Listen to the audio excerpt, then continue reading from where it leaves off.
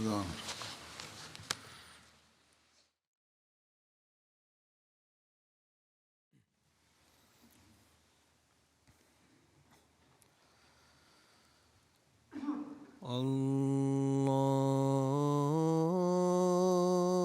الله أكبر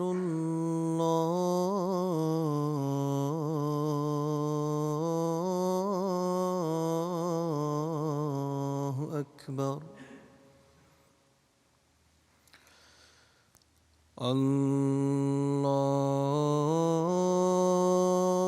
الله أكبر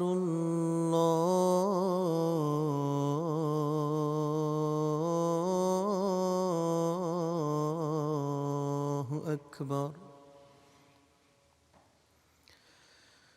أشهد أن لا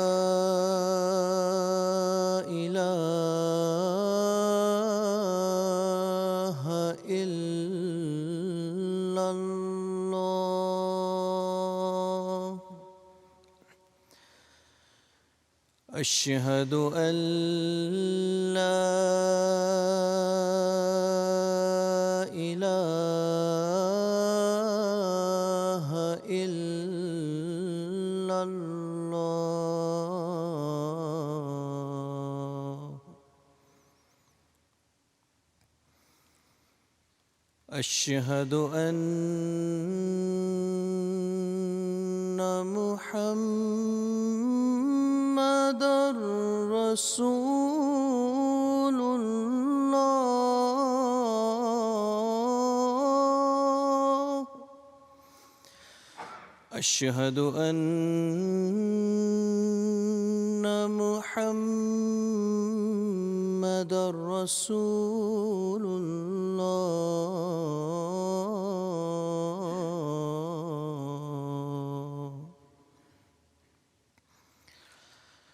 حي على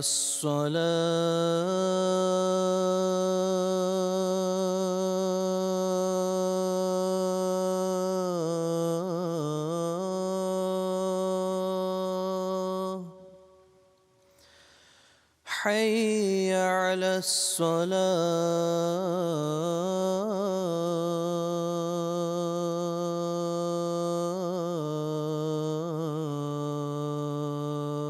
الصلاة حي على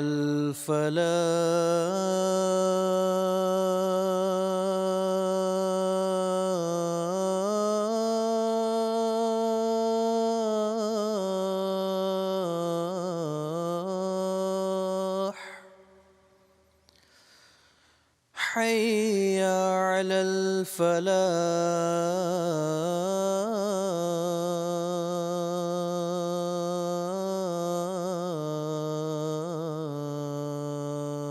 الفلاح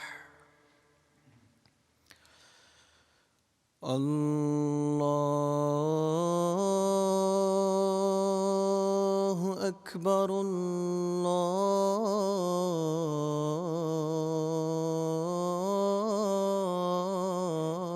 الله أكبر لا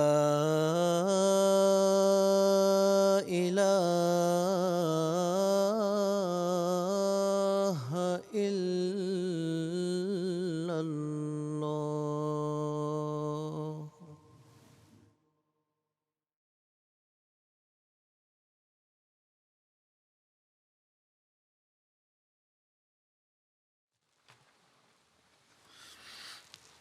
السلام عليكم ورحمة الله.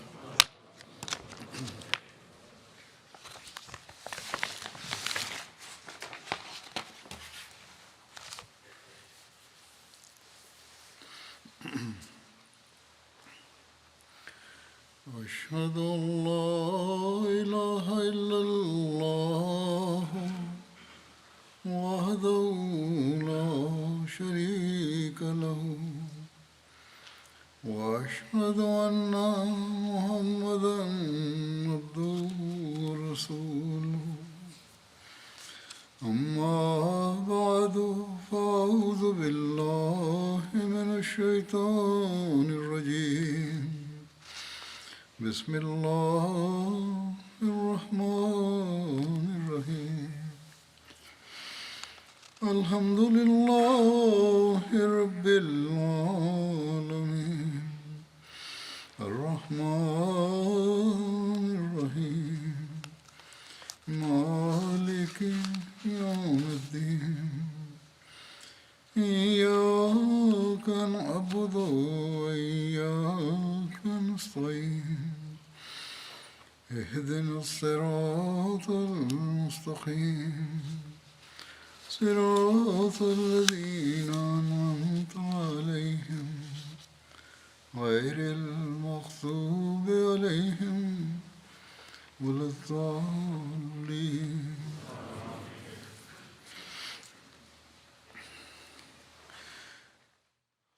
Hazrat Masih Maud alaihissalam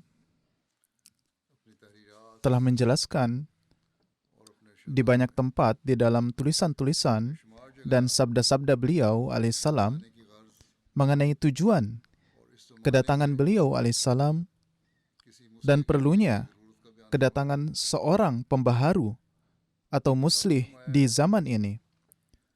Beliau telah membuktikan bahwa pengutusan beliau oleh Allah Ta'ala merupakan kebutuhan di masa ini dan adalah sesuai dengan sunnatullah dan nubuatan-nubuatan yang disampaikan oleh Yang Mulia Rasulullah Sallallahu Alaihi Wasallam. Oleh karena itu beliau bersabda, untuk penyempurnaan hujah atau dalil, aku ingin mengemukakan bahwa Allah Ta'ala telah mendapati zaman ini gelap dan Dia melihat dunia tenggelam dalam kelalaian, kekafiran, dan kemusyrikan, serta menyaksikan keimanan, kejujuran, ketakwaan, dan kesalehan telah menghilang. Lalu Dia mengutusku supaya Dia menegakkan kembali kebenaran dari sisi keilmuan, amalan, akhlak, dan keimanan di dunia, supaya menyelamatkan dunia dari serangan orang-orang yang ingin merusak taman ilahi ini dengan memakai alasan filsafat, naturalis, pembaruan, syirik, dan ateisme. Oleh karena itu, wahai para pencari kebenaran, pikirkanlah dan lihatlah, bukankah ini adalah masa yang di dalamnya diperlukan pertolongan ilahi bagi Islam?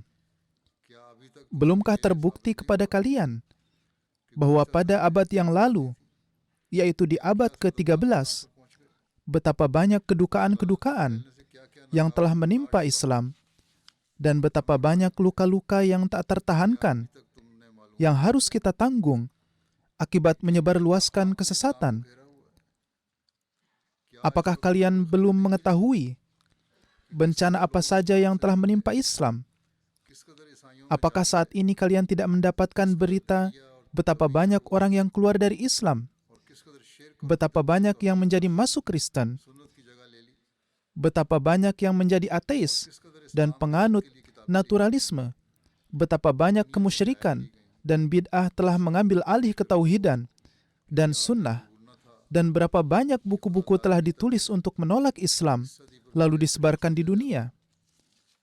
Maka sekarang pikirkanlah dan katakanlah, bukankah merupakan suatu keharusan bahwa di abad ini seseorang akan diutus dari sisi Allah Ta'ala yang akan melawan serangan-serangan dari pihak luar? Jika ini adalah suatu keharusan, maka janganlah menolak nikmat ilahi dengan sengaja, dan janganlah berpaling dari sosok tersebut yang kedatangannya di abad ini diperlukan, berdasarkan kondisi pada abad ini dan sejak sebelumnya telah dinubuatkan oleh Hazrat Rasulullah SAW.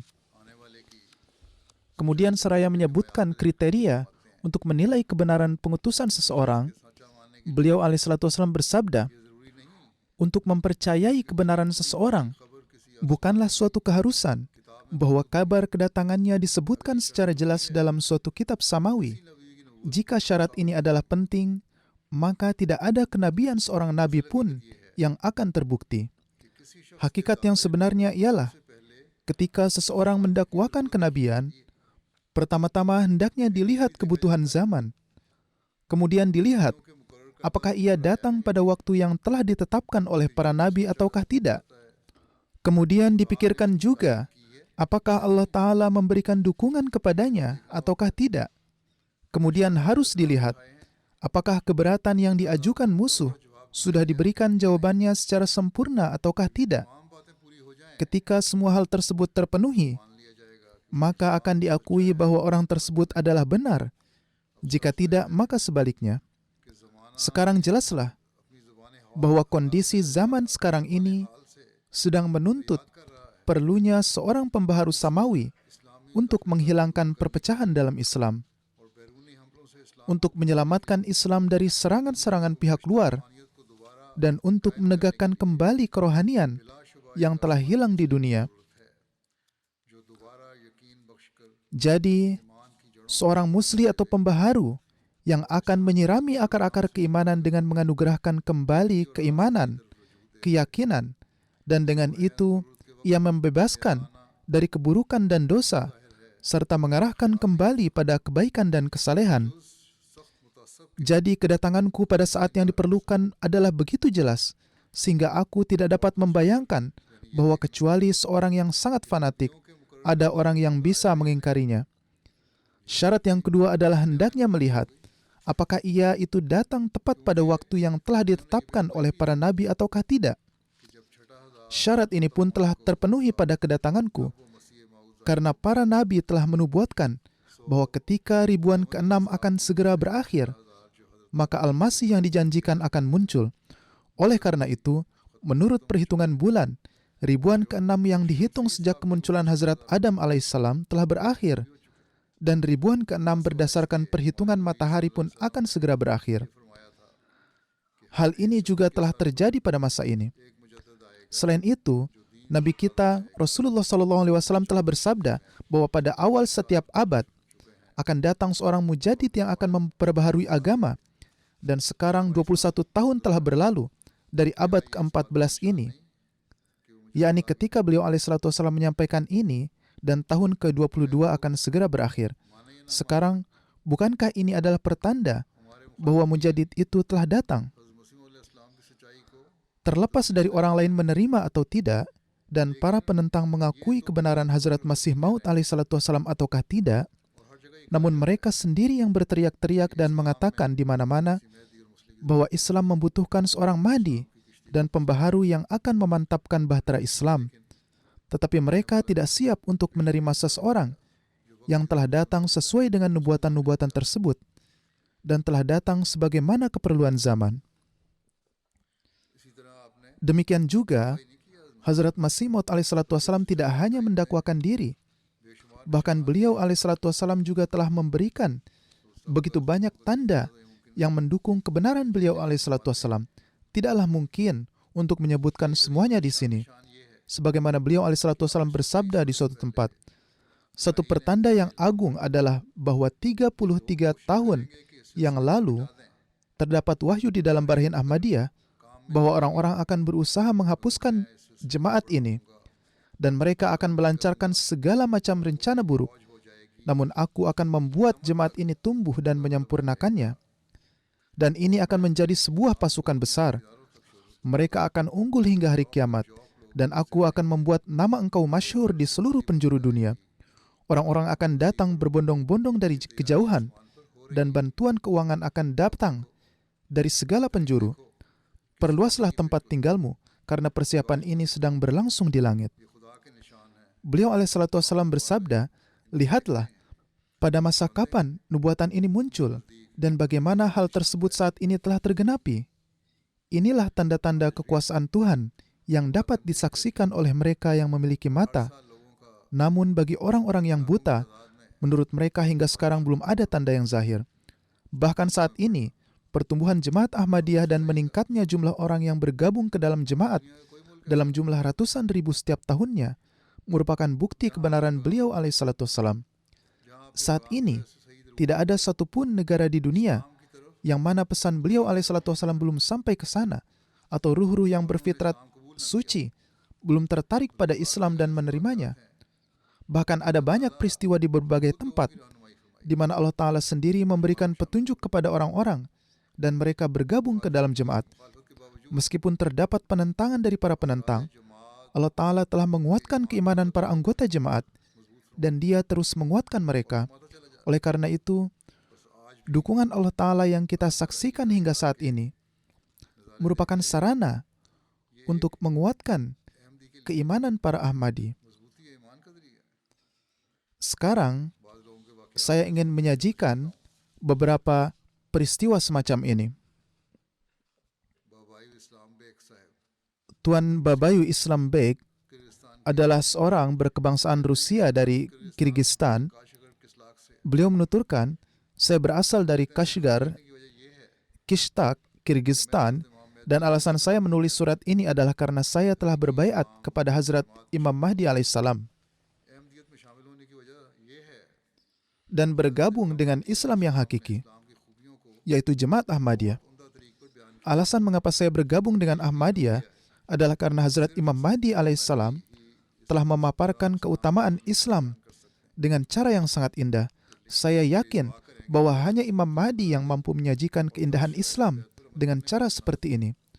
Beliau kemudian menulis, doakanlah semoga Allah Ta'ala menjadikan saya seorang yang bertakwa dan memberikan taufik kepada saya untuk mengamalkan 10 syarat beat. Ini adalah ungkapan dari seorang yang tinggal di tempat yang jauh. Hal ini tidak hanya terjadi di suatu tempat, namun terjadi di setiap negara. Di provinsi Maniema, Kongo, ada sebuah tempat bernama Rodika. Seorang sahabat Kristen bernama Feroz Majik menerima pamflet jemaat yang di dalamnya menjelaskan kedatangan Hazrat Masih Maud alaihissalatu wassalam dan keberkatan Nizam Khilafat.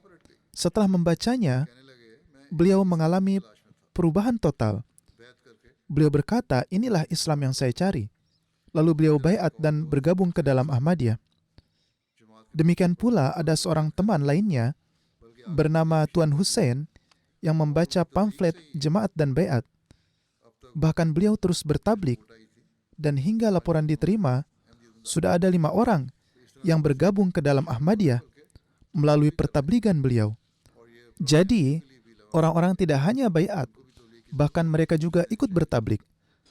Hal ini juga menjadi bahan renungan bagi para Ahmadi lama, bahwa mereka juga harus memberikan perhatian pada pertabligan. Kemudian di Tanzania, ada sebuah wilayah bernama Shinyanga. Di sana terdapat jemaat lokal namanya Muanga Langga. Pada awal berdirinya jemaat di sana, para Ahmadi biasa sholat di bawah naungan pepohonan. Pada masa itu, ada seseorang bernama Muhammad Fungunga mulai menentang keras jemaat. Dan bersama beberapa orang, ia mulai mengumumkan, para Ahmadi ini bukanlah Muslim, dan kita umat Islam akan segera membangun masjid di daerah ini. Bahkan orang tersebut mendapat jaminan dari seorang wanita terkemuka bahwa dia akan menyediakan dana untuk masjid. Sementara itu, ada seorang Ahmadi yang mukhlis bernama Tuan Ramdan yang mewakafkan tanahnya untuk pembangunan masjid. Oleh karena itu, orang tersebut berusaha semaksimal mungkin agar sebidang tanah itu jatuh ke tangan orang-orang Muslim non-Ahmadi. Namun Ahmadi tersebut tetap teguh dari awal pembangunan masjid jemaat hingga selesai. Pada masa itu, tablik jemaat sampai ke rumah penentang tersebut. Ketika ia sedang melakukan penentangan, tablik jemaat Ahmadiyah sampai ke rumahnya. Dan Allah Ta'ala memberikan taufik kepada istri dan anak-anaknya untuk menerima jemaat Ahmadiyah. Dan sekarang tinggal dia sendirian dalam penentangannya. Seandainya orang ini dan masih banyak orang seperti dia memiliki akal dan pemahaman, maka dia akan melihat bahwa hal ini sudah cukup sebagai tanda bahwa meskipun dia menentang, Allah Ta'ala telah menumbuhkan gejolak semangat untuk Islam yang sejati di dalam hati istri dan anak-anaknya, dan tidak ada suatu pun upayanya yang berhasil. Tidak ada manusia yang bisa menciptakan keimanan dan perubahan semacam ini. Tidak akan pernah bisa. Hal ini hanya dapat terjadi berkat karunia yang khas dari Allah Ta'ala. Lalu ada lagi contoh penguatan keimanan dan dukungan dari Allah Ta'ala. Sekarang di belahan dunia yang lain, yaitu di Argentina, yang berada di Amerika Selatan, jadi terkadang ada yang berasal dari Afrika, terkadang di negara bekas Soviet, dan sekarang di Amerika. Jadi seorang wanita di sana bernama Nyonya Marilla masuk Islam, namun beliau menjauh dari Islam karena perilaku umat Islam. Ketika itu, beliau bukan seorang Ahmadi, tapi telah menerima Islam.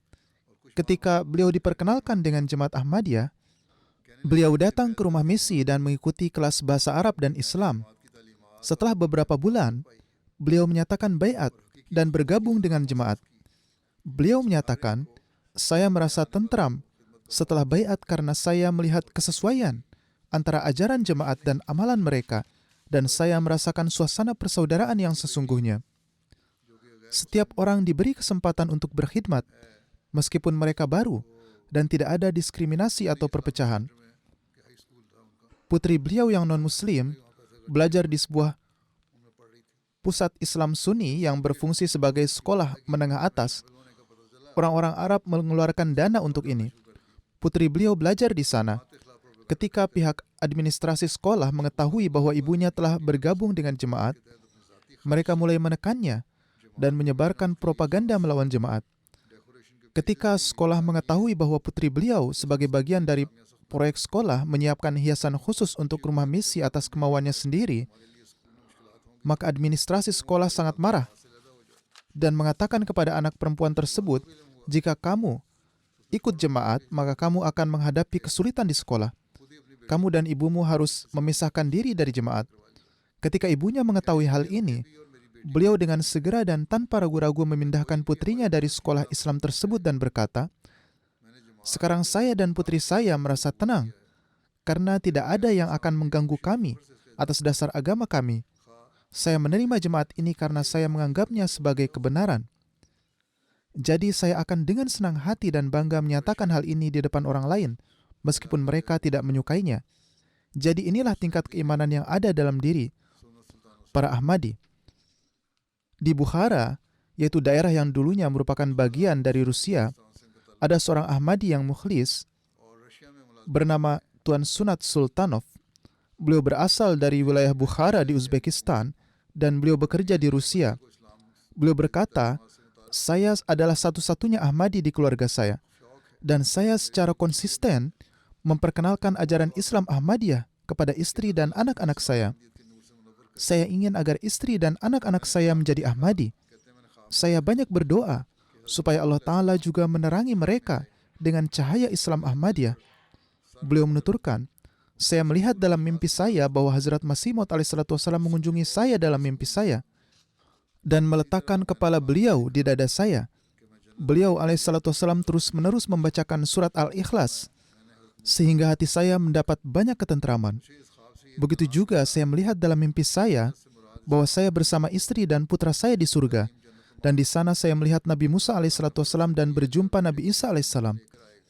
Dengan mimpi ini saya mendapatkan ketentraman bahwa yang dimaksud dengan surga adalah Islam Ahmadiyah yang ajarannya adalah bersifat surgawi. Dan Allah Ta'ala juga akan memasukkan istri dan anak saya ke surga ini dengan karunia-Nya. Hanya beberapa hari berlalu sejak mimpi tersebut, Allah Ta'ala membukakan hati putra saya yang bernama Diyar Baik Sunat yang berusia 19 tahun untuk Islam Ahmadiyah, dan ia menyatakan baiat. Ini adalah hari kebahagiaan yang luar biasa bagi saya dan tidak mungkin saya ungkapkan dengan kata-kata. Semoga Allah Ta'ala juga membukakan hati istri saya dan membawanya ke dalam pelukan Islam Ahmadiyah. Jadi inilah semangat orang-orang ini. Ada seorang mubai'ah baru di Inggris. Beliau menuturkan, saya berlatar belakang Muslim. Saya berasal dari keluarga Sunni yang setia. Beliau menuturkan, kami diberitahu bahwa hanya Islam Sunnilah yang merupakan Islam yang sebenarnya. Beliau mengatakan, suatu hari saya mendengar azan di Masjid Nasir dekat universitas saya di Gillingham. Ketika saya pulang ke rumah, saya dengan gembira memberitahu ayah saya bahwa ada sebuah masjid yang indah di dekat universitas kami. Mendengar hal ini, ayah saya menyelidiki dan menemukan bahwa ini adalah masjid para Ahmadi. Beliau dengan tegas melarang saya untuk pergi dan mengatakan ini adalah masjid kaum Qadiani dan mereka tidak percaya pada Khatamun Nabiyyin. Ini adalah tuduhan yang keliru. Mereka telah menciptakan nabi mereka sendiri dan lain sebagainya, jadi menjauhlah dari masjid ini. Beliau menuturkan, awalnya saya menuruti apa yang ayah saya katakan, namun hati saya tidak menerimanya. Saya merasa bahwa saya harus melakukan lebih banyak penelitian tentang Ahmadiyah. Namun di sisi lain, saya takut bahwa keluarga saya akan mengetahui ini dan mereka pasti akan marah. Saya juga bertemu dengan beberapa orang Ahmadi di universitas. Saya terus berbincang mendalam dengan mereka tentang Islam Ahmadiyah. Awalnya saya hanya mencoba membuktikan kepada mereka bahwa Islam Sunni adalah Islam yang sebenarnya, namun karena perbincangan seperti ini, keinginan saya untuk meneliti tentang Ahmadiyah semakin meningkat. Kemudian saya mengetahui tentang situs web jemaat. Di sana saya menemukan banyak video untuk disimak dan banyak tulisan untuk ditelaah.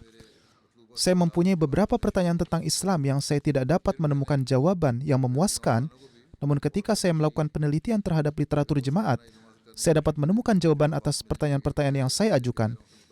Kini para pemuda Ahmadi juga harus menyadari bahwa jika mereka berusaha mencari ilmu dengan cara yang benar dan jangan terpengaruh oleh orang lain, karena disinilah para Ahmadi akan menemukan jawabannya.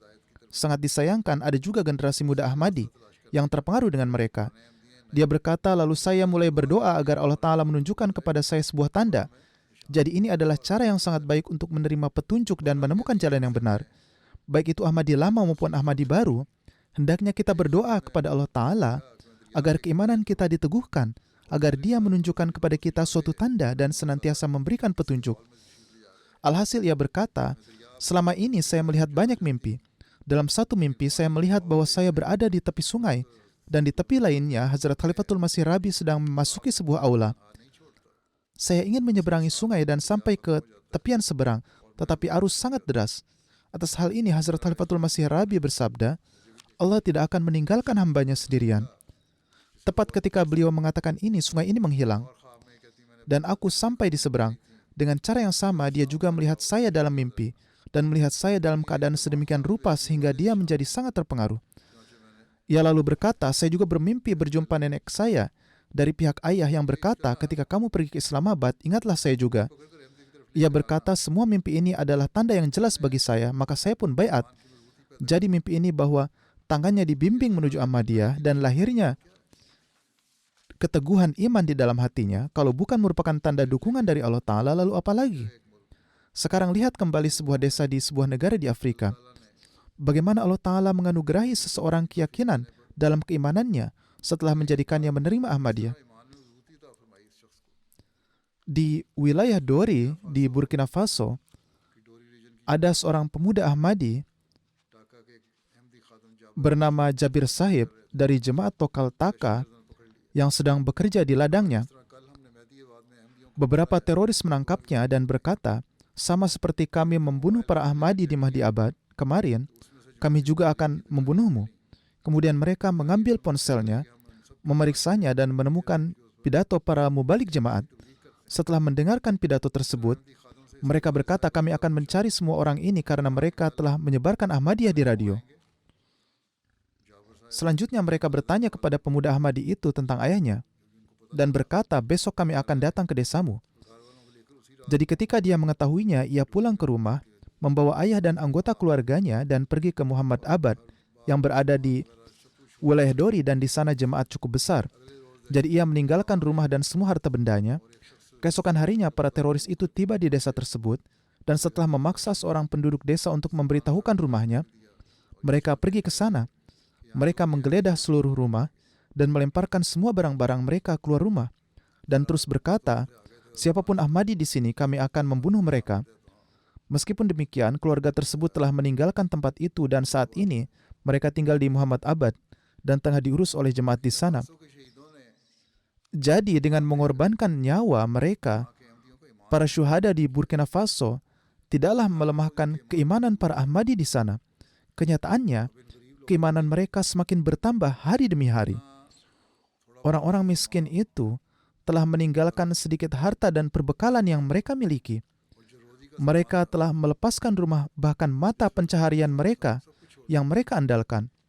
Namun mereka tidak melepaskan keimanan mereka. Baru beberapa tahun saja mereka masuk ke dalam jemaat Ahmadiyah. Namun keimanan mereka semakin meningkat. Tidak ada wujud lain selain Allah Ta'ala yang menguatkan keimanan mereka dengan cara seperti ini. Di satu sisi, kita melihat bahwa meskipun ada perlawanan terhadap Ahmadiyah, keimanan para Ahmadi semakin menguat. Dan di sisi lain, kita melihat banyak contoh bagaimana Allah Ta'ala menanamkan hati segenap orang untuk menerima Hazrat Masih Maud alaihissalam. Hazrat Masih Maud alaihissalam bersabda, inilah saatnya untuk mencari kebenaran, maka Allah Ta'ala juga akan mengirimkan pertolongannya. Ada sebuah tempat di negara Afrika Tengah bernama Yaloke. Tuan Mualim di sana menulis, kami pergi ke sana untuk tablik dan ada 150 pria dan wanita berkumpul untuk mendengarkan pesan-pesan jemaat. Saya menyampaikan pidato tentang tanda-tanda kedatangan Hazrat Masih Maud alaihissalam dan orang-orang bertanya setelahnya. Imam setempat di sana, yaitu Tuan Samsa Umar, meminta izin untuk berbicara dan memulai dengan membacakan ayat Ja'al haqqu wa zahaqal batil innal batila kana zahuqa. Beliau kemudian berkata, kami belum pernah mendengar dan menelaah pesan seperti yang Anda bawa. Alhamdulillah, kebenaran telah datang ke desa kami hari ini. Nabi suci SAW bersabda bahwa kita harus menerima Imam Mahdi segera setelah kedatangannya. Maka hari ini saya bersama 40 orang sahabat saya masuk ke dalam jemaat Muslim Ahmadiyah. Beliau kemudian berkata, semoga Allah Ta'ala memberi kita karunia untuk tetap teguh pada kebenaran ini. Jadi seperti inilah orang-orang masuk ke dalam jemaat Ahmadiyah. Allah Ta'ala juga menarik musuh-musuh jemaat untuk masuk ke dalam jemaat. Ada banyak sekali peristiwa yang diterima mengenai hal ini. Ada sebuah tempat bernama Naima yang terletak di wilayah Kolikoro di negara Mali. Dilaporkan bahwa pada tahun ini, sebelum menyelenggarakan jalsah wilayah, jemaat di Kolikoro telah menyampaikan pengumuman melalui radio. Karena desa ini berada di daerah terpencil, terkadang mereka dapat mendengar radio di sana dan di waktu lain tidak dapat. Namun pada saat itu radio sedang dapat didengar. Hasilnya ada seorang non-Ahmadi bernama Siddiq Jarrah memutuskan untuk menghadiri jalsah tersebut. Ia membawa serta seorang temannya yang juga ikut menghalanginya untuk mendengarkan ajaran jemaat Ahmadiyah. Temannya berkata, jangan dengarkan pesan Ahmadiyah karena orang-orang ini adalah orang-orang kafir. Namun setelah ia mendesak, mereka berdua datang untuk menghadiri jalsah salanah. Setelah menempuh perjalanan sejauh 80 km dengan susah payah, tidak ada jalan di sana. Setelah menanyakan arah, mereka tiba di lokasi jalsah 2 hari sebelum dimulainya jalsah. Sadar jemaat setempat dan anggota jemaat menjadi tuan rumah bagi mereka. Mereka diperkenalkan kepada Ahmadiyah bahkan sebelum jalsah dimulai. Selama hari-hari jalsah, mereka mendengarkan ceramah, melaksanakan tahajud secara berjamaah dan menyaksikan rasa saling mencintai dan ketulusan dari para anggota jemaat. Mereka sangat terkesan olehnya.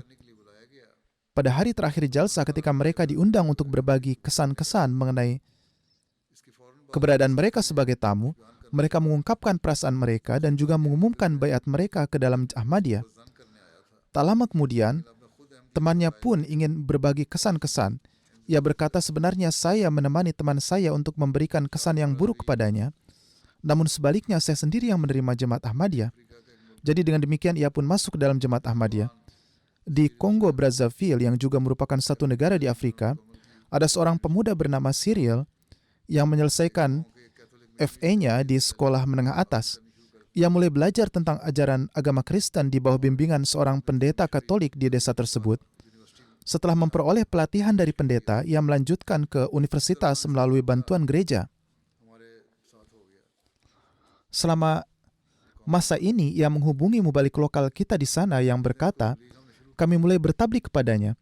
Ia menyadari bahwa baik dirinya maupun pendetanya tidaklah dapat membantah dalil-dalil jemaat Ahmadiyah. Akibatnya, alih-alih menjadi pendeta Kristen, ia malah baiat bergabung ke dalam jemaat Ahmadiyah. Sekarang ia pun bertablik, menyebarkan Islam Ahmadiyah sebagai seorang da'i. Seorang mubalik membuat rencana untuk bertablik di wilayah Tambacounda di negara Senegal. Ia berkata, beberapa tahun yang lalu, seorang laki-laki bersama istri dan anak-anaknya menerima Ahmadiyah. Namun masyarakat di desanya menentang mereka. Tahun ini, setelah berulang kali bertemu dengan kepala desa dan imam di sana, sebuah program untuk tablik Jemaat Ahmadiyah telah direncanakan. Para kepala suku, imam, dan masyarakat desa sekitar juga diundang. Tuan Mu'allim menyampaikan pidato tentang keadaan dunia saat ini, tentang perlunya wujud Hazrat Masih Maud alaihissalam di zaman ini dan kedatangan Hazrat Masih Maud alaihissalam serta peran Jemaat Ahmadiyah dalam kemajuan Islam. Setelah itu ada waktu untuk tanya jawab. Orang-orang yang datang dari desa sekitar mengatakan bahwa mereka pernah mendengar nama Ahmadiyah di negara tetangga mereka yaitu Gambia, namun mereka tidak mengenal keyakinan jemaat. Hari ini dalam pertemuan tersebut, setelah mendengar penjelasan tentang keyakinan jemaat, mereka tanpa ragu mengumumkan diri untuk baiat masuk Ahmadiyah. Setelah itu imam desa tersebut berdiri dan mengumumkan kebenaran Jemaat Ahmadiyah. Bersamaan dengan itu, kepala desa juga mengumumkan bahwa ia dan keluarganya telah masuk ke dalam Ahmadiyah dan mengatakan bahwa jika siapa saja yang hadir di sini memiliki keraguan, mereka harus berbicara. Jika tidak, tidak akan ada alasan setelahnya. Setelah itu semua hadirin dan keluarga-keluarga mereka mengumumkan bahwa mereka masuk ke dalam Jemaat Ahmadiyah. Jadi dengan cara inilah Allah Ta'ala menarik manusia masuk ke dalam jemaat. Di Uzbekistan, yang adalah negara bekas Rusia, ada seorang Ahmadi baru di sana bernama Muslim Awam Mansur. Beliau berkata, sebelumnya saya menganut keyakinan Imam Abu Hanifah.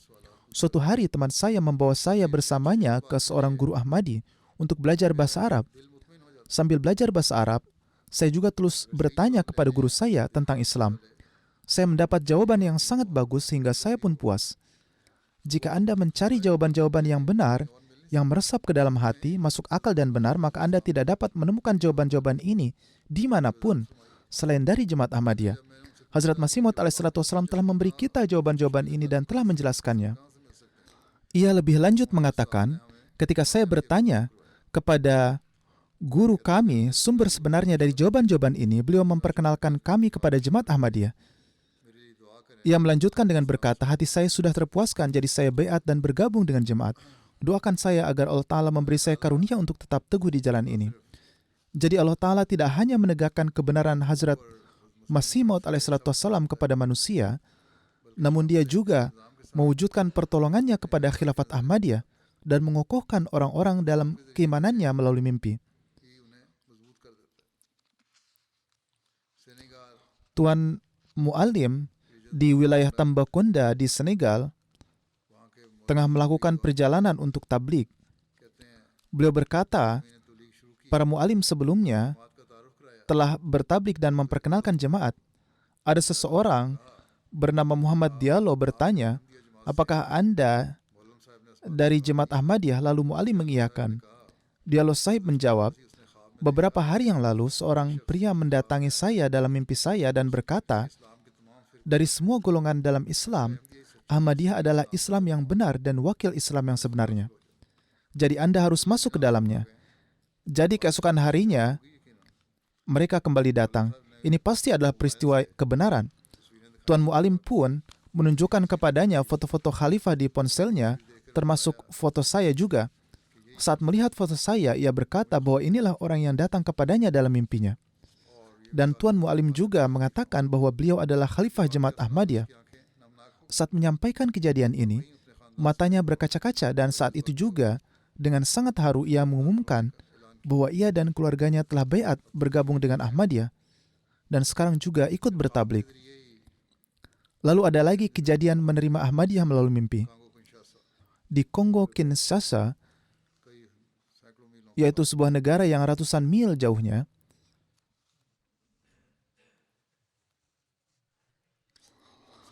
seorang ketua jemaat di sana, yaitu Tuan Basam Munir, yang dulu adalah masuk ke dalam Islam Ahmadiyah dari agama Kristen, mengatakan, Ketika para mubalik jemaat datang ke sini untuk menyebarkan pesan jemaat, saya saat itu menganggap Islam sebagai agama teroris.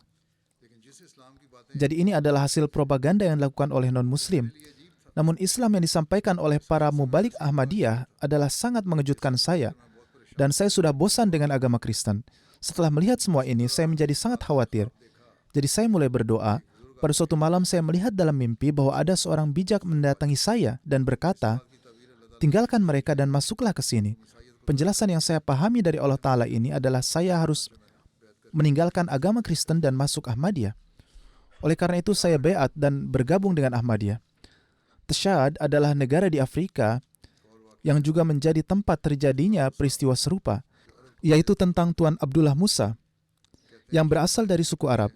Mubalik lokal yang bertugas di sana menulis, beberapa bulan yang lalu mualim lokal kami menemuinya ketika ia berada di daerahnya untuk melakukan beberapa pekerjaan yang berkaitan dengan Humanity First.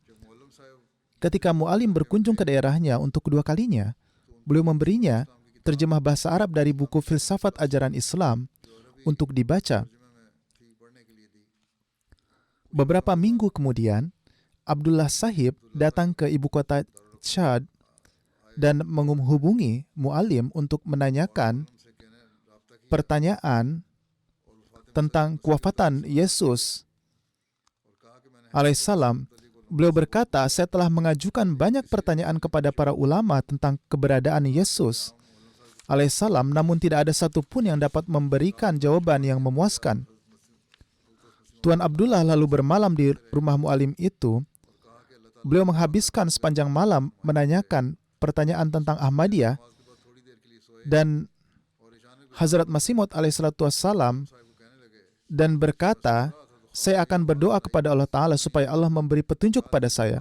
Keesokan paginya, setelah sholat subuh, ia tidur sebentar lalu tiba-tiba terbangun dan berkata kepada mualim, "Ketika saya sedang tidur, saya mendengar suara dalam mimpi berkata, 'Ya'ti min ba'di ismuhu Ahmad.'" Ketika mualim menjelaskan kepadanya tentang ayat ini dan bahwa ayat ini adalah bukti kebenaran pendiri jemaat Ahmadiyah, maka Tuan Abdullah Sahib berkata, "Allah Ta'ala telah memberikan petunjuk kepadaku." Beliau adalah ahli bahasa Arab dan memahami bahwa inilah makna ayat tersebut. Maka beliau pun menjadi seorang Ahmadi. Kepulauan Marshall adalah sebuah pulau di bawah Amerika Serikat.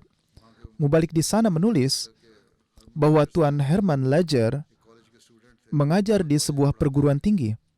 Mubalik tersebut menghubunginya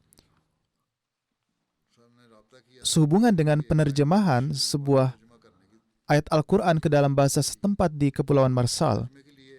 Ketika Pak Mubalik tersebut menemuinya untuk menyelesaikan penerjemahannya, dan beliau mengetahui bahwa ini adalah ayat Al-Quran, beliau menjadi khawatir.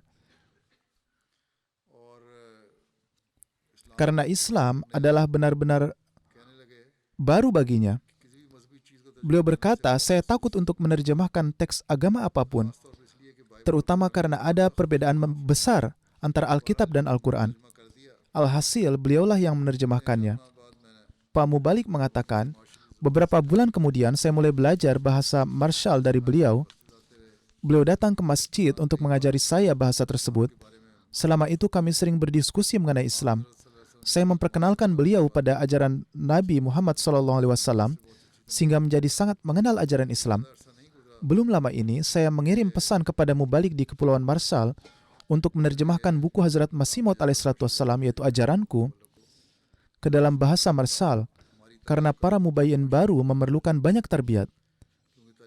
Pak Mubalik berkata, "Saya bicara dengan Tuan Ledger tentang hal ini dan beliau menyatakan kesediaannya untuk membantu." Beliau berkata, sekarang persepsinya tentang Islam telah berubah total. Kali ini beliau mengatakan bahwa beliau khawatir dengan pekerjaannya, dan saya menasihatinya untuk berdoa, namun bukan dalam nama Yesus alaihissalam, melainkan berdoa kepada Allah Ta'ala. Oleh karena itu, ia terus berdoa dan beberapa minggu kemudian, Kementerian Kebudayaan membuka departemen baru dan langsung memberinya pekerjaan di bidang yang ia lamar. Ia berkata, "Sekarang, ketika saya berdoa, saya berhenti menyebut nama Yesus yaitu Hazrat Isa alaihissalam, dan sebaliknya saya berdoa kepada Tuhan Yang Maha Esa. Beberapa waktu kemudian, ia mendapatkan persetujuan untuk bekerja setelah menyaksikan sendiri tanda pengabulan doa dan setelah membaca sabda-sabda Hazrat Masih Maud alaihissalatu wassalam. Tuan Ledger mengucapkan ikrar baiat dan terjemah buku Hazrat Masih Maud alaihissalatu wassalam, ajaranku juga telah selesai. Inilah cara Allah Ta'ala menarik kalbu manusia kepada Islam dan Hazrat Masih Maud alaihissalatu wassalam. Dahulu kekristenan mengklaim akan mengibarkan benderanya di dunia. Namun sekarang, umat Kristiani berada di bawah bendera Rasulullah SAW. Meski menyaksikan hal ini, mata orang-orang yang disebut-sebut sebagai pemelihara agama tetap tidak terbuka. Jadi kita serahkan saja urusan mereka kepada Allah Ta'ala. Pekerjaan yang dilakukan Allah Ta'ala untuk menyebarkan ajaran Islam ke seluruh penjuru dunia melalui Hazrat Masih Maud alaihissalatu wassalam dan Jemaat Ahmadiyah akan terus meluas dan berkembang, insya-Allah. Tidak ada seorang pun yang dapat menghentikan pekerjaan Tuhan. Namun setiap Ahmadi harus memahami bahwa tidaklah cukup hanya dengan menerima pendakwaan Hazrat Masih Maud alaihissalatu wassalam saja. Namun kita harus menciptakan perubahan suci dalam diri kita yang benar-benar mencerminkan ajaran sejati Allah Ta'ala. Hal-hal tersebut merupakan cerminan sunnah Nabi SAW. Jika ini terpenuhi, kita akan menjadi penerima banyak karunia Allah Ta'ala. Semoga Allah Ta'ala memberikan taufik kepada kita untuk dapat melakukan hal tersebut. Kemudian teruslah berdoa untuk warga Palestina. Semoga Allah Ta'ala memberi mereka keselamatan dari penindasan dan ketidakadilan yang dilakukan terhadap mereka. Dikatakan bahwa akan ada gencatan senjata selama beberapa hari untuk memungkinkan pengiriman bantuan kemanusiaan yang diperlukan. Namun apa yang akan terjadi setelahnya? Setelah memberikan bantuan, apakah mereka akan mulai menyerang lagi? Niat pemerintah Israel nampaknya sangat berbahaya. Baru-baru ini salah satu menteri utamanya mengancam akan mundur jika pertempuran tidak segera dilanjutkan setelah gencatan senjata ini. Jadi inilah pola pikir mereka. Meskipun negara-negara besar secara lahiriah menyatakan simpati mereka, mereka tidaklah bertindak secara adil. Mereka tidak serius terhadap masalah ini. Mereka secara tidak sadar percaya bahwa situasi tersebut akan tetap terbatas pada wilayah tersebut saja. Padahal mereka yang berakal sehat sudah mulai berpendapat bahwa perang tidak akan hanya terbatas pada wilayah tersebut saja, namun akan meluas cakupannya, dan pada akhirnya menyebar ke negara mereka juga. Beberapa pemerintahan Muslim sudah mulai angkat bicara. Misalnya Raja Saudi, yang pernah saya dengar mengatakan bahwa umat Islam harus bertindak dengan suatu suara. Oleh karena itu, untuk mewujudkan kesatuan tersebut diperlukan pula upaya yang kuat. Jika dia benar-benar menyadari hal ini, semoga Allah Ta'ala memberikan taufik agar realisasi ini menjadi kenyataan. Alhasil, berikanlah perhatian besar pada doa-doa. Setelah sholat Jumat, saya akan memimpin beberapa sholat jenazah gaib. Pertama adalah Tuan Abdul Salam Arif, seorang mubalik. Beliau baru saja meninggal dunia pada usia 54 tahun. Innalillahi wa inna ilaihi raji'un. Beliau dengan karunia Allah Subhanahu wa Ta'ala adalah seorang musi. Ahmadiyah masuk di keluarga beliau melalui kakek buyut dari pihak ibu yang terhormat Haji Hasan Khan yang menerima Ahmadiyah pada tahun 1937 pada masa Khalifatul Masih yang kedua. Istri beliau juga lebih dulu meninggal dunia. Allah Ta'ala menganugerahkan kepada mereka dua orang putra yang keduanya adalah hafiz Quran. Salah satu dari mereka adalah seorang mubalik. Sementara saya rasa yang kedua adalah seorang wakaf zindagi. Putra almarhum yaitu Hafiz Abdul Mun'im yang adalah seorang mubalik mengatakan, almarhum sangat penyayang dan membesarkan kami dengan penuh kasih.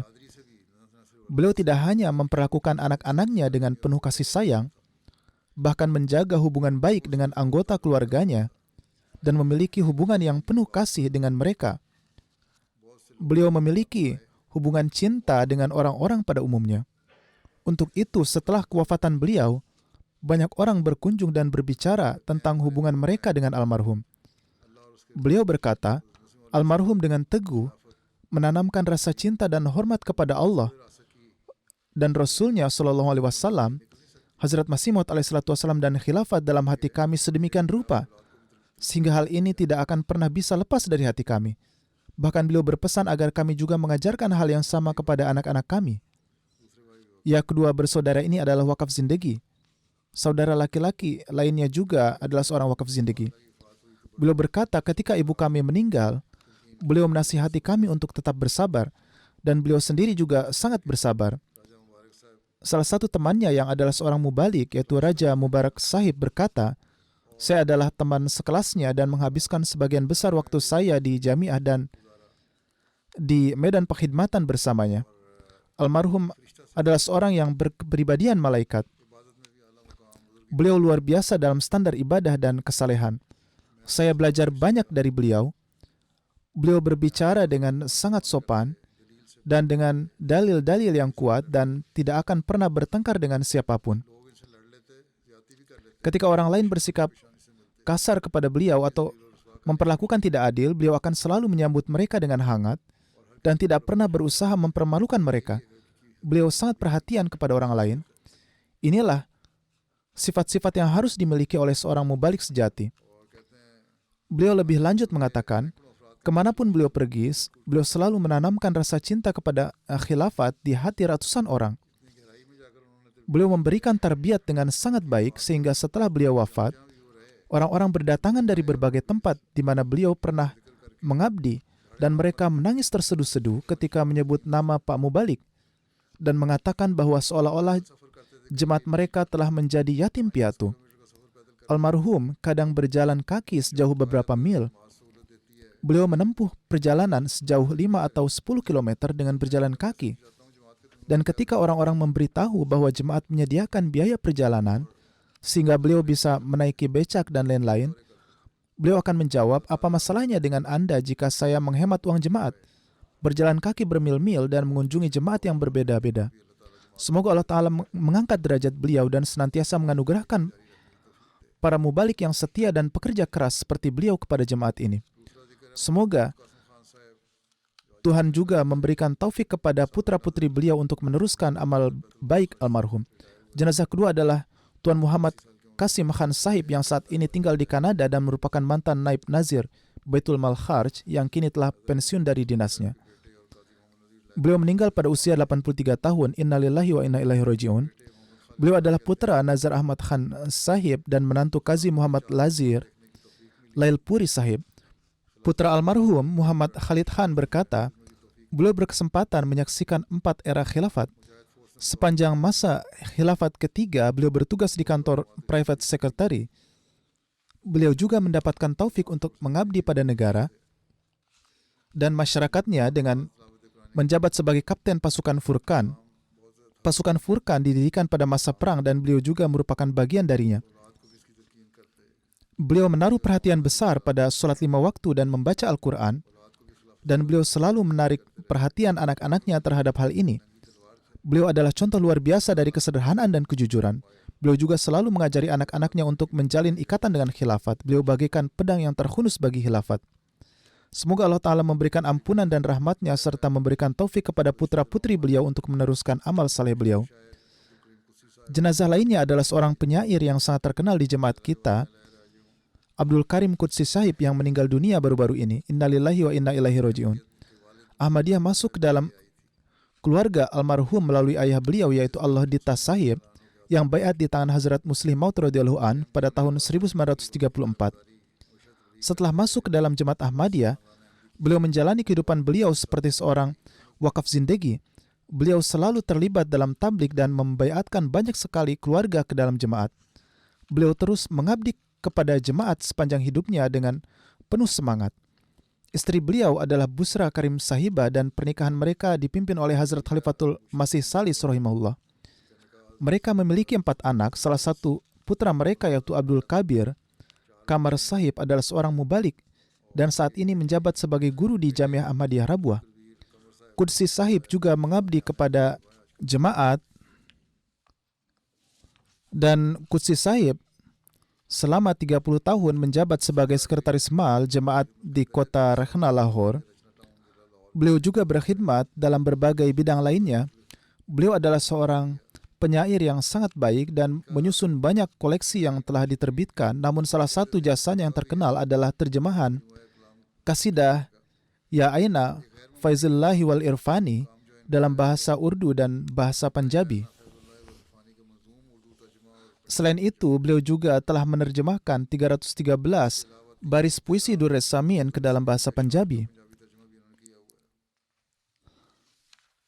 Dikatakan juga bahwa ada suatu peristiwa tertentu dalam hidupnya, suatu masa tertentu dalam hidupnya ketika beliau menjadi lemah dalam ikatannya dengan jemaat. Beliau sendiri pernah menulis bahwa pada tahun 1968 beliau meninggalkan desanya yaitu Kurto Panduri dan pergi ke Lahore untuk mencari pekerjaan. Ketika datang ke sana, beliau mulai menjadi lebih sekuler dalam pemikiran dan gagasannya. Akibatnya terkadang pergi ke masjid untuk sholat dan terkadang tidak karena jarak masjid yang jauh. Demikian pula beliau kadang-kadang melaksanakan sholat Jumat dan kadang-kadang melewatkannya. Beliau mengatakan bahwa suatu kali saya diundang makan di rumah teman pada hari Jumat dan di dekatnya terdapat masjid non-Ahmadi. Sehingga mereka pergi untuk melaksanakan sholat Jumat di sana. Kondisi Pak Maulwi yaitu Ustadz yang digambarkannya masih sama dengan Maulwi yang ada pada saat ini. Pak Maulwi menghabiskan separuh khutbahnya berbicara menentang Sezan. Sezan adalah merek minuman jus yang pabriknya dimiliki oleh seorang Ahmadi. Beliau menuturkan dalam khutbahnya, Pak Maulwi mengatakan bahwa para Ahmadi biasa mencampurkan pasir dari rabuah ke dalam minuman jus Sezan. Oleh karena itu jangan meminumnya. Beliau mengatakan, saya telah mendengarkan khutbahnya, namun kemudian saya pergi dari sana tanpa sholat di belakangnya. Temannya bertanya, ada apa? Beliau bertanya balik kepada temannya, apakah kamu tidak mendengar omong kosong yang diucapkan oleh Pak Maulwi dalam khutbahnya? Temannya berkata, lupakan itu. Mereka biasa mengatakan hal-hal seperti itu. Setelah itu saya makan dan setelah makan lalu keluar. Di luar saya melihat Pak Maulwi tadi tengah berdiri di luar toko sambil minum jus merek Sezan. Saya tidak bisa tinggal diam lalu pergi menghampiri Pak Maulwi dan bertanya kepadanya, Pak Maulwi, dalam khutbah tadi Anda berbicara banyak menentang jus Sezan, namun sekarang Anda sendiri malah meminumnya. Pak Maulwi menjawab, dokter telah menyarankan saya untuk tidak meminum apapun yang mengandung sakarin atau pemanis buatan, melainkan meminum jus Sezan karena jus Sezan adalah minuman jus murni. Untuk itu saya meminumnya sebagai obat. Saya kemudian bertanya kepada Pak Maulwi, lantas bagaimana tentang pasir rabuah yang dicampur ke dalam minuman jus Sezan ini? Mendengar ini, Maulwi itu mulai tertawa dan berkata, jika kami tidak mengatakan hal-hal seperti itu, lalu bagaimana kami akan bisa bertahan hidup? Huzur bersabda, mereka melontarkan tuduhan terhadap kita, padahal merekalah yang sebenarnya bersalah dalam hal ini. Alhasil beliau memiliki banyak kisah peristiwa seperti ini. Beliau mempunyai ikatan yang kuat dengan khilafat. Beliau pun berupaya menanamkan hal ini pada anak-anak dan keturunannya. Seperti yang saya sebutkan, beliau adalah seorang penyair yang sangat terkenal di jemaat dan menganggap ini sebagai suatu kehormatan besar. Dan beliau sering membacakan puisinya di pertemuan syair, menyair dalam jemaat. Beliau mendapatkan kesempatan menulis banyak puisi tentang jemaat. Semoga Allah Ta'ala memberikan ampunan dan rahmatnya kepada beliau. Jenazah selanjutnya adalah Mia Rafiq Ahmad Gondal Sahib. Beliau meninggal baru-baru ini pada usia 81 tahun. Innalillahi wa inna ilaihi raji'un. Dengan karunia Allah Ta'ala, beliau adalah seorang musi. Ahmadiyah masuk ke dalam keluarga beliau melalui kakeknya, yaitu Hazrat Mia Khuda Bakhsh Gondal Sahib dari Kotoman. Beliau adalah satu-satunya Ahmadi di keluarganya saat itu. Pada masa Hazrat Masih Maud alaihissalatu wassalam, ketika wabah penyakit taun merajalela, beliau juga menderita penyakit itu yang disebabkan oleh wabah tersebut. Berbagai tanda telah disebutkan sebelumnya dan kejadian khusus ini juga merupakan tanda lainnya. Beliau pergi ke Beira untuk mendapatkan pengobatan di sana. Dan di sanalah beliau membaca kutipan Hazrat Masih Maud alaihissalatu wassalam yang menyebutkan bahwa siapapun yang masuk ke dalam area keempat dinding rumahku, maka ia akan selamat dari hal ini. Kemudian beliau kembali ke rumah dan memberitahu semua orang bahwa beliau akan berangkat ke Qadian. Ketika tiba di Qadian, Hazrat Masih Maud alaihissalatu wassalam sedang duduk di Masjid Mubarak dan sedang menulis sesuatu pada saat itu. Beliau ingin mengatakan sesuatu, namun karena Hazrat Masih Maud alaihissalam sedang sibuk melakukan sesuatu, beliau tidak mengatakan apapun. Ketika Hazrat Masih Maud alaihissalam menyelesaikan pekerjaannya, beliau memperkenalkan diri kepada Hazrat Masih Maud dan memberitahukan bahwa beliau datang menemui beliau setelah membaca tulisan beliau yang menyatakan bahwa siapapun yang memasuki rumah beliau akan terlindung dari wabah ini.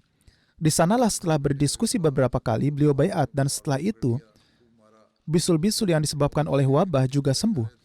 Beliau menganggap hal ini sebagai tanda kebenaran Hazrat Masih Maud alaihissalam dan beliau selalu menyebutkan hal ini. Mia Rafiq Gondal Sahib dan putranya pernah ditahan oleh beberapa pelajar di Lahore yang kemudian memukuli mereka.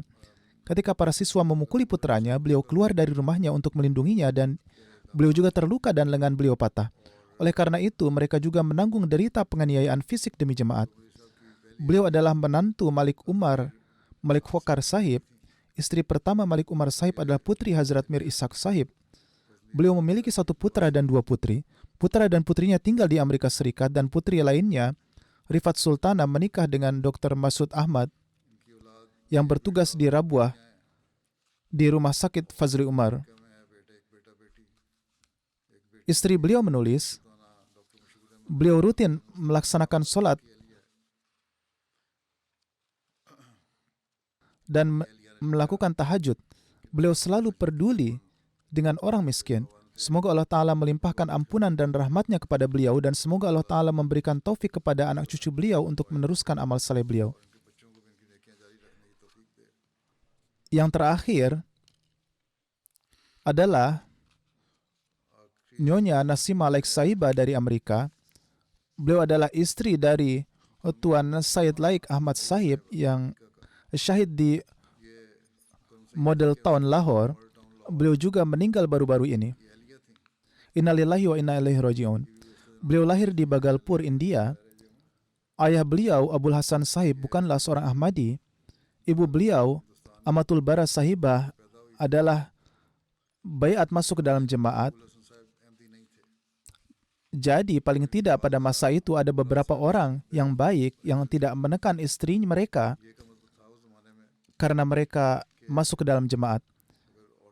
Alhasil, ibu beliau menerima jemaat Ahmadiyah dan karena keyakinannya yang teguh serta ikatan yang kuat dengan khilafat, semua putrinya dinikahkan dengan para Ahmadi. Semua saudara perempuan almarhum adalah Ahmadi. Putrinya, yaitu Humairah, tinggal di Amerika, menuturkan, almarhum sepenuhnya mengabdi pada jemaat dan lembaga khilafat. Beliau telah mengabdikan hidupnya untuk mengkhidmati agama. Beliau adalah perwujudan cinta sejati terhadap jemaat dan kemanusiaan. Hatinya dipenuhi rasa belas kasihan, terutama terhadap orang-orang miskin dan yang membutuhkan. Beliau mengarahkan seluruh upaya beliau untuk memberikan dampak baik bagi semua orang di sekitar beliau. Nyonya Nazar Sahibah, salah satu putrinya yang tinggal di Walsall, Inggris, mengatakan, beliau adalah orang yang sangat tulus. Beliau setia kepada khilafat dan selalu menunjukkan ketaatan pada nizam jemaat. Beliau adalah wanita yang luar biasa, pemberani, yang selalu mengatakan apa yang benar dan tidak akan pernah mundur.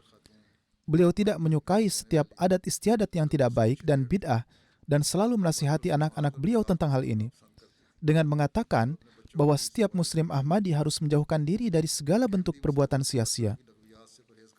Dengan karunia Allah Ta'ala, beliau adalah seorang musiah. Beliau meninggalkan 4 putra dan 4 putri. Salah satu putranya adalah seorang dokter yang tinggal di Amerika dan beliau tetap bersama kami selama kunjungan dan bekerja dengan sangat rajin. Semoga Allah Ta'ala melimpahkan ampunan dan rahmatnya kepada almarhumah dan semoga anak-anaknya dapat meneruskan amal saleh beliau.